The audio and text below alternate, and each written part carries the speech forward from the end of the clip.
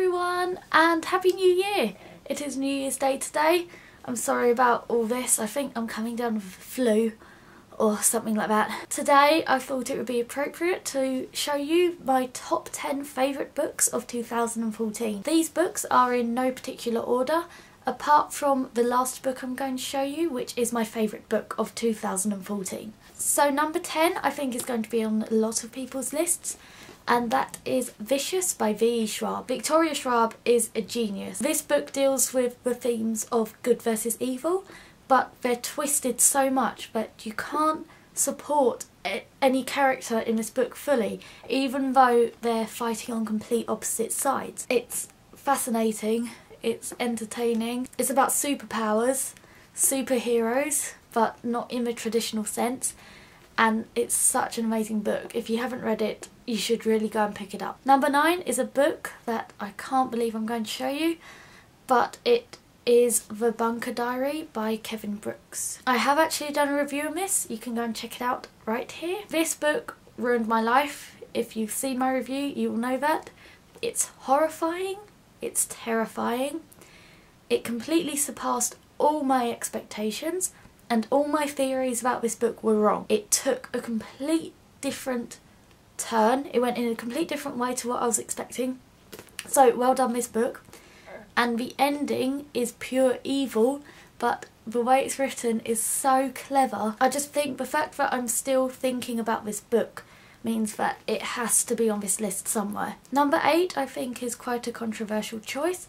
I've heard really mixed reviews about this book, but it is 13 Reasons Why by Jay Asher. I got this at YALC for free. Before YALC I wasn't really that bothered about reading this because it's received such mixed reviews, and so many people I've spoken to said they didn't like the book, but because it was free I decided I'd go and read it, might as well. I have to say, just in general, I'm not naming names here, but some of the comments I've heard about this book and why people don't like it, I completely disagree with. I've heard certain comments which, once I'd read the book, I thought were, how do I put this?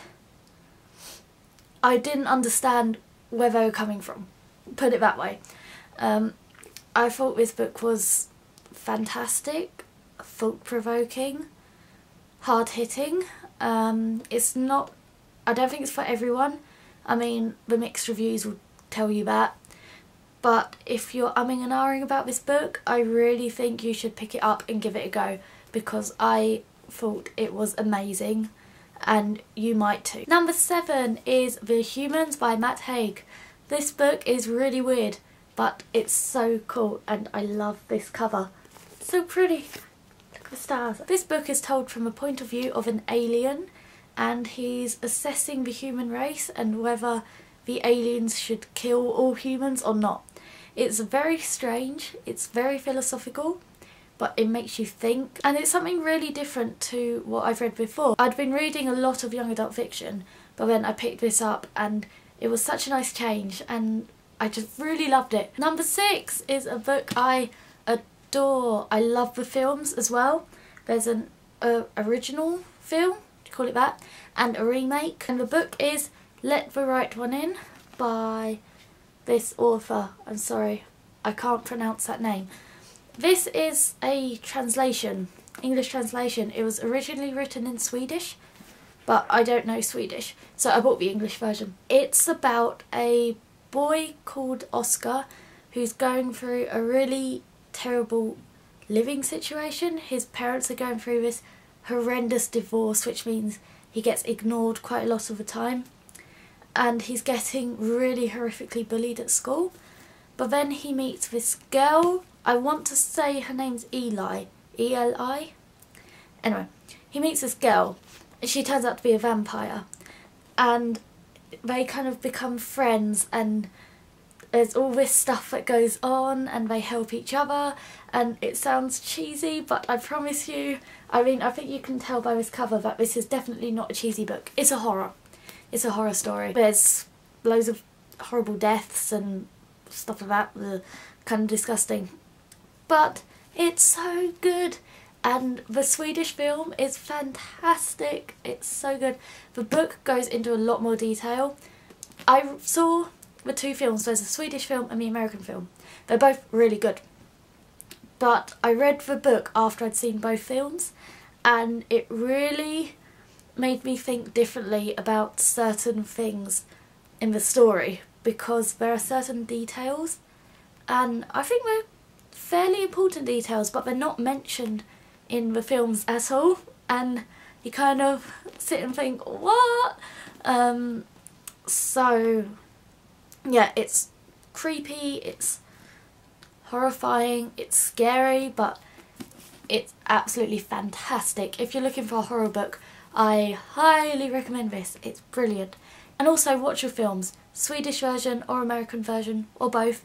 They're fantastic. Number 5 is another horror. This was really popular earlier in the year, and that is 172 Hours on the Moon by Johan Harstad. This is another translation, I think, from, let me have a look. I'm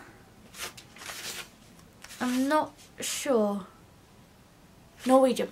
It was originally written in Norwegian, and this is the English translation. This book terrified me. It was so well done. Oh my days, it's put me off wanting to go into space for the rest of my life. Not that I had any plans to go into space anyway, but I definitely don't want to go into space now. There's all these, let me try and find, there's some pictures in the books, like here, and it's fantastic. The beginning's a little bit slow because 172 hours on the moon, you kind of have to wait a bit for them to get to the moon, but you know, as soon as they land, everything goes down, and it's really creepy. The ending was a little bit predictable, but I didn't care because the way it was executed was so well done. I thought it was still fantastic. So you have 2 horrors here that I highly recommend. Next book I read on my Kindle, so I haven't got a physical copy with me. This was, I think, the biggest surprise of the year, and that is Just One Day by Gail Forman. I've just got it on this little bit of paper. This book was so surprising in terms of how much I loved it. I literally just read it this month, but I put off reading it for so long because I didn't like If I Stay. I didn't think it was very good. Sorry guys, I'm being honest here. So I was reluctant to read Just One Day because I wasn't quite sure if I'd like it or not. But oh my days, it's fantastic. I have to read the other books now. It's brilliant. This is a contemporary romance, and it just makes you want to go out. It's all about taking that leap of faith and jumping into things just to see what will happen, and it's brilliant. Number 3 is a book which, yeah, I'm a bit late on the bandwagon for this, sorry guys, but it is Anna and the French Kiss by Stephanie Perkins, another contemporary romance. I mean, I'm sure everyone's read this. Who doesn't love this book? It's so good. I was expecting some cheesy nonsense when I picked this up, to be honest. I wasn't really sure what to make of it, but it's brilliant. I love it. And it's set in Paris. And I got the pretty cover. I actually got this last Christmas, so Christmas 2013, in the BookTube Secret Santa, but I waited so long to read this because I thought, contemporary light romance, I want to read this in the summer. So I went off to uni and I left it in my wardrobe, so over there where I keep my books, until the summer, and then I picked it up and it was so amazing. I love this book so much. Number 2 is a book I've just read, just finished, and it was fantastic, and that is The Retribution of Maradaya by Michelle Hodkin. I love this series so much. This is the last book in the Unbecoming of Maradaya series. There's the Unbecoming of Maradaya and the Evolution of Maradaya, and then this is the Retribution of Maradaya. Yet again, I've heard mixed things about this series, but I've always loved it, and I thought this book, no exception, absolutely fantastic. Obviously, if you're going to read this series, start with the Unbecoming of Maradaya, and like work your way along.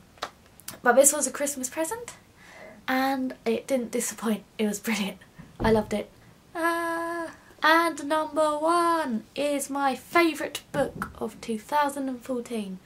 Drumroll please. The Girl with All the Gifts by M.R. Carey. Guys, if you have not read this book, you are missing out. This is fantastic. It's a kind of horror type book, but okay, it's a thriller, close enough, about zombies.